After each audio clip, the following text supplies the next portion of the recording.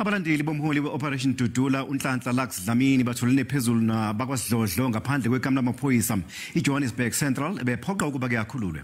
Lokhu kuza emva kokuboshwa kwakhe izolo ebusuku kulandela ukumangalelwa isakhamuzi sase Soweto. Ukuzokabanzi ngalolu daba sixhumana nentatheli indaba ze-SABC Abalandeli mthethwa. Mbali asikwamukele indaba enzakusihlwa sinjani isimo njengamanje lapho khona.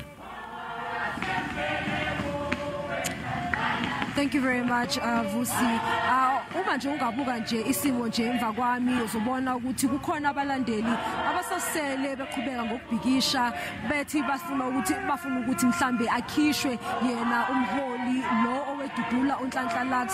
Kodwa ke ngathi kubonakala ngathi bona bafuna ukuqhubeka kube ngathi usengathi bayamsupporta bayameseka njengoba ezohlala estoksini iweekend impela sonto yonke.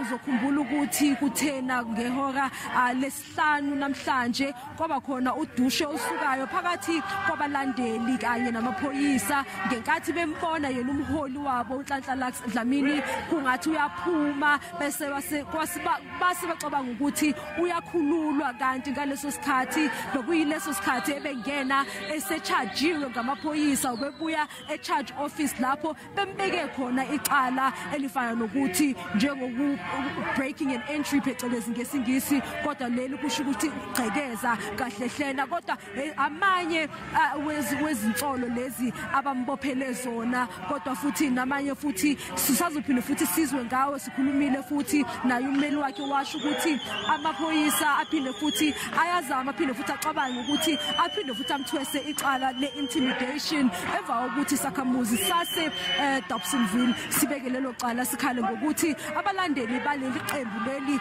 bafike bamenza wafikelwa ukwesaba lokho okwenza ukuthi amaphoyisa asebona ukuthi ngcono amthwese icala lokwesabisa ngaphezulu kwalezi ezinye izinsolo lezi aboshelwe phezulu kwaso.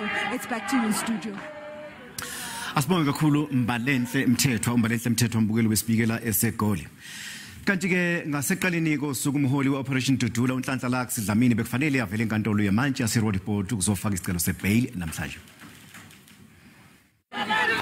Ummeli kaDlamini uadvocate Ike Khumalo uthi kumdumazile okwenziwe amaphoyisa namhlanje. Uthi bekubonakala sengathi amaphoyisa asekulungile ukuqala ukuqulwa kwaleli cala. Umsolwa ngenzeka abhekane namacala okugqekeza ukweba kanye nokucikela phansi impahla. They've taken their 48 hours grace period to bring him on Monday. But yesterday they've assured us that they were going to bring him today. So that's why we are here. We thought that, by today we'll be ready to go. So unfortunately, we'll wait for them on Monday. They'll find us here. We'll be ready on Monday. Ngolwesithathu umuntu osekhulile umangalele uDlamini ngecala lokugqekeza esteshini samaphoyisa aseDobsonville eSoweto.